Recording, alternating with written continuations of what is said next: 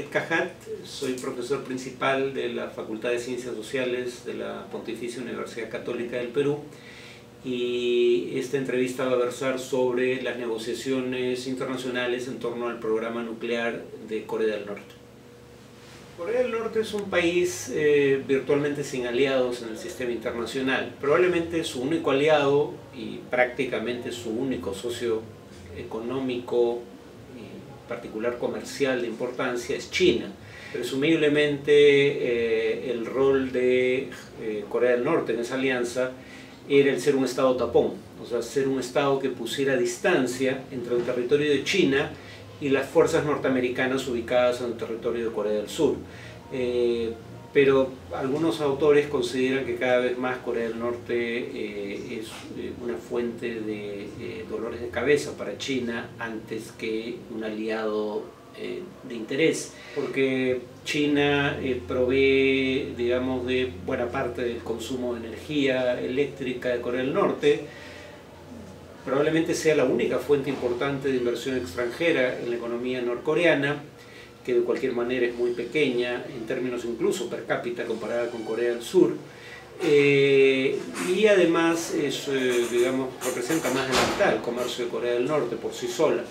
La otra cosa que teme China y por la cual Corea del Norte es importante es que en la eventualidad de un colapso del régimen, no es que alguien crea que eso esté a punto de ocurrir, pero en la eventualidad de que ocurra, Corea del Norte podría ser una fuente de inestabilidad regional, no solo porque tiene uno de los ejércitos más grandes del mundo por número de efectivos, y por ende un gran arsenal de armas convencionales que podrían traficarse en el mercado negro en caso de un colapso del régimen, como ya ha ocurrido con algunas exrepúblicas soviéticas, por ejemplo, sino además que es un país que posee armas nucleares, ¿no?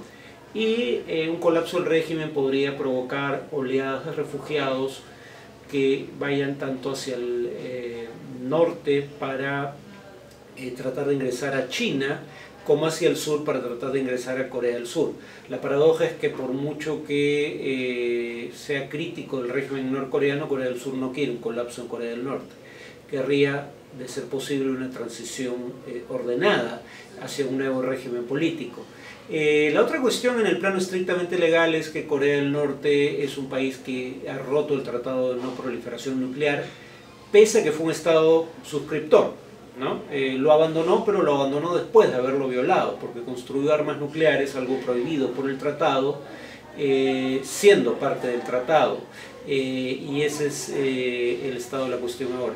Desde la ciencia política, a diferencia de lo que suele ocurrir en el derecho, el término comunidad internacional es problematizado, ¿no? ¿Por qué? Porque cuando hablamos de comunidad internacional, en realidad, para efectos prácticos, de lo que hablamos es de decisiones y sanciones aplicadas por o adoptadas por, en el caso de las decisiones, el Consejo de Seguridad de Naciones Unidas. No, por ejemplo, de las decisiones de la Asamblea General de Naciones Unidas. ¿Por qué? Porque solo el Consejo de Seguridad adopta decisiones vinculantes, o sea, de cumplimiento legal obligatorio, uno, y dos, porque solo el Consejo de Seguridad tiene capacidad de imponer sanciones que van desde una mera condena diplomática hasta el uso de la fuerza, pasando por sanciones económicas. Y cuando hablamos del Consejo de Seguridad, habría que decir que esta no es una entidad representativa en ningún sentido concebible del término de la comunidad internacional, ¿no? Porque si bien hay 10 países que rotan en representación de diversas regiones del mundo en el Consejo de Seguridad, estos países, sus representantes ante el Consejo de Seguridad, no están sometidos a mandato imperativo, no tienen la obligación de llevar al Consejo decisiones, por ejemplo, adoptadas de común acuerdo en sus respectivas regiones, y peor aún, en el Consejo de Seguridad de Naciones Unidas hay 5 miembros permanentes con derecho a veto, y ninguna resolución puede adoptarse contra la voluntad de alguno de esos miembros permanentes. Luego, entonces, cuando hablamos de comunidad internacional, muchas veces lo que queremos decir es cuál es el consenso, si es que se logró alguno, entre los miembros permanentes del Consejo de Seguridad. Pero eso es una cuestión de poder, ¿no? No es un tema de derecho tanto como de poder político, de voluntad política de las grandes potencias que son miembros permanentes. Y y sus decisiones, y esas decisiones no necesariamente son representativas de algún consenso en la comunidad internacional. Suelen serlo, pero no necesariamente. Y además podría decirse que precisamente porque el Consejo de Seguridad depende tanto de la decisión de los miembros permanentes, estos pueden ser a su vez acusados de doble estándar. Estados Unidos no tuvo problema con la proliferación nuclear de sus aliados, por lo menos de uno de ellos, Israel, que no ha detonado armas atómicas, que es la presentación en sociedad de un país que tiene armas atómicas, pero que los servicios de inteligencia occidentales coinciden en que las tiene, e Israel no lo niega. O incluso la India, que tras ser sometida a sanciones inicialmente, eventualmente estas fueron levantadas y Estados Unidos ha aprendido a convivir con el arsenal nuclear de la India. Entonces, no se aplica a Corea del Norte los mismos criterios que se aplicaron a otros países. Hecha la acusación de doble estándar que tiene algún elemento de verdad, lo que hay que añadir, sin embargo, es que eso no quita el hecho de que Corea del Norte sea un país que ha violado un tratado internacional que se había comprometido a respetar, ¿no? O sea, el que las potencias del Consejo de Seguridad tengan doble estándar en la materia, el que por ejemplo no hayan hecho esfuerzos sustantivos para cumplir su parte del Tratado de No Proliferación Nuclear, que implica, digamos, que deberían hacer planes para desaparecer las armas nucleares de la faz de la Tierra, incluyendo sus arsenales, no quita que Corea del Norte haya violado el derecho internacional en la materia, uno, y dos, que el régimen norcoreano sea particularmente preocupante por el carácter errático y por ser un régimen que no rinde cuentas ni a su población ni virtualmente a nadie más y que actúa con una gran opacidad, ¿no? Y en donde una persona que, según algunas estimaciones, tenía menos de 30 años de edad y ninguna experiencia de gobierno antes de ser jefe de gobierno y de Estado en Corea del Norte, Kim Jong-un de pronto tiene el dedo puesto sobre el control de los arsenales nucleares norcoreanos. Entonces Corea del Norte es preocupante no solo porque ha violado el derecho internacional en la materia, sino por la naturaleza misma del régimen, un régimen que lanza amenazas estentorias de manera regular. En ese sentido, que hay necesidad de hacer algo al respecto, amparándose además en las normas de derecho internacional, en representación de la comunidad internacional, hechas las salvedades del caso, creo que es correcto, ¿no? Hay toda una literatura que fue creada para el contexto de el orden internacional bipolar, digamos, en donde la Unión Soviética y Estados Unidos eran las principales potencias militares del sistema internacional. La pregunta clave era, ¿para qué sirven las armas nucleares entre países que las tienen? O sea, un país que tiene armas nucleares puede amenazar a un país que no las posee con utilizarlas y a través de ese chantaje, para decirlo con claridad, obtener concesiones.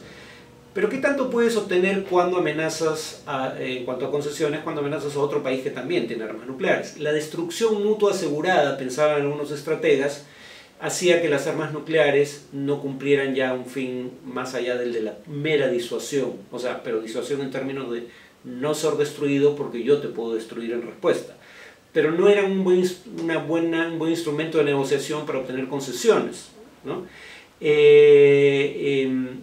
Entonces surgió toda una literatura según la cual si un régimen político podía proyectar una imagen de conducta opaca y errática, de modo tal de que la contraparte pusiera en tela de juicio la racionalidad del proceso de toma de decisiones, podía saltar ese obstáculo. Entonces podía hacer amenazas creíbles de escalar militarmente bajo la presunción de que el otro entendía que tus tomadores de decisiones no lo hacían de una manera predecible y racional.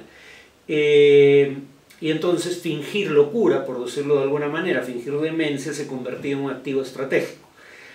Algunos creen que eso es lo que hacen el régimen norcoreano, porque pese a amenazas ostensibles y reiteradas de uso de armas nucleares, el grado de escalamiento que ha propiciado desde el fin de la guerra de Corea en crisis internacionales ha sido muy limitado, ¿no? Entiende que no le conviene a nadie llevar al mundo a una situación de pronóstico reservado porque nunca ha habido una guerra entre potencias nucleares y nadie sabe cuál es el umbral en el plano convencional que tendría que traspasarse en caso de un conflicto antes de que alguna de las partes esté dispuesta a contemplar la posibilidad del uso de armas nucleares.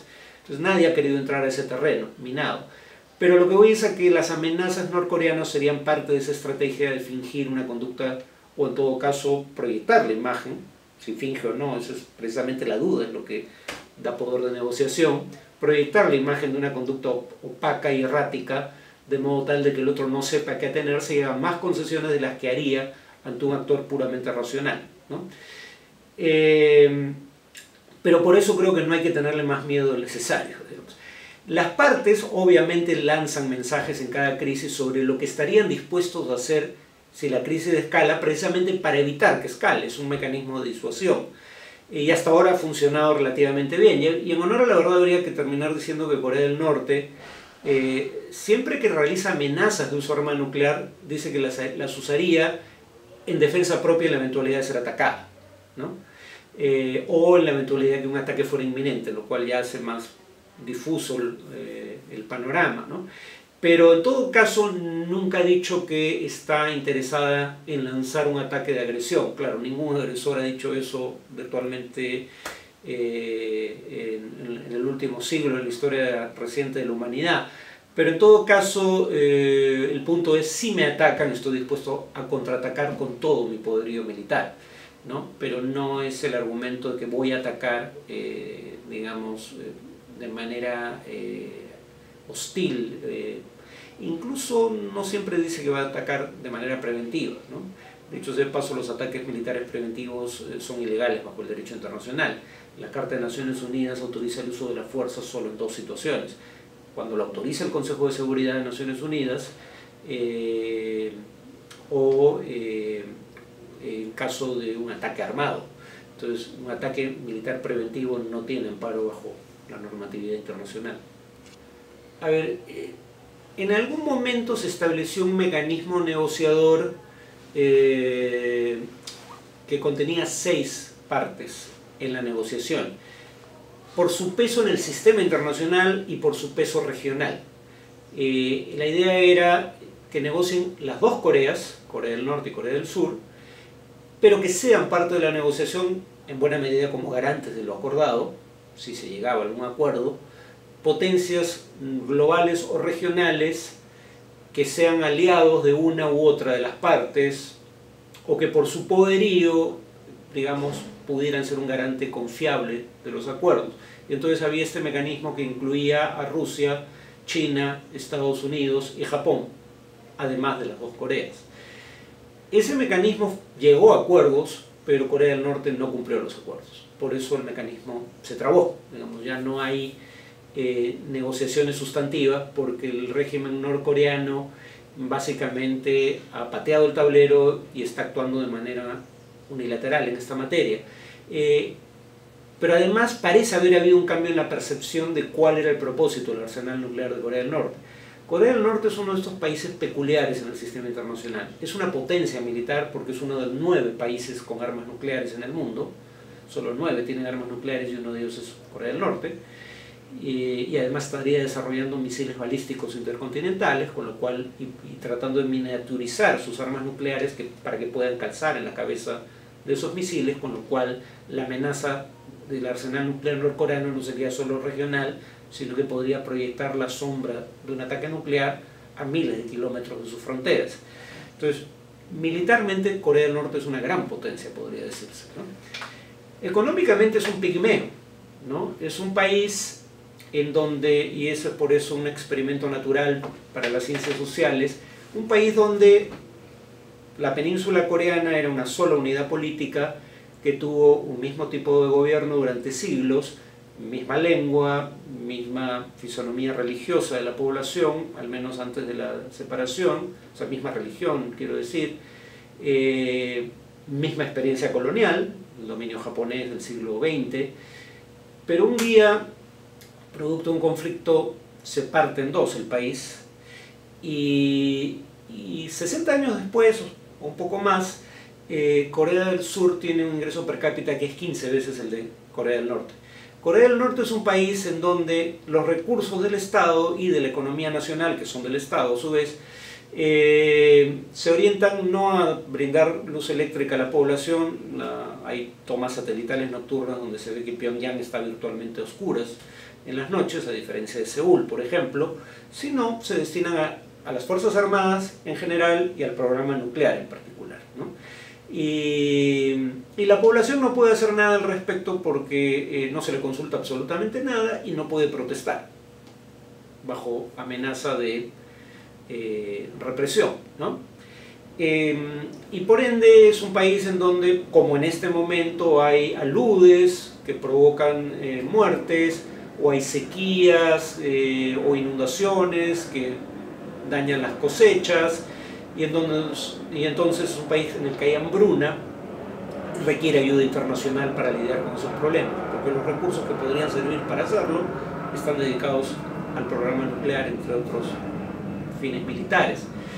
Entonces, por eso en un momento se creyó que Corea del Norte usaba el programa nuclear como un medio de negociación, y por eso la negociación se creía podía llegar a buen puerto. Ahora la presunción de muchos analistas es que Corea del Norte no ve de esa manera su programa nuclear, que cree que es un régimen genuinamente amenazado y que ve el programa nuclear como un medio de disuasión al cual no puede renunciar, bajo riesgo de ser destruido, al menos como régimen político, sino como país. Y eso es lo que hace que la negociación no tenga perspectivas mientras no cambie esa posición, porque el propósito de la negociación era poner fin al uso del programa nuclear norcoreano para fines militares.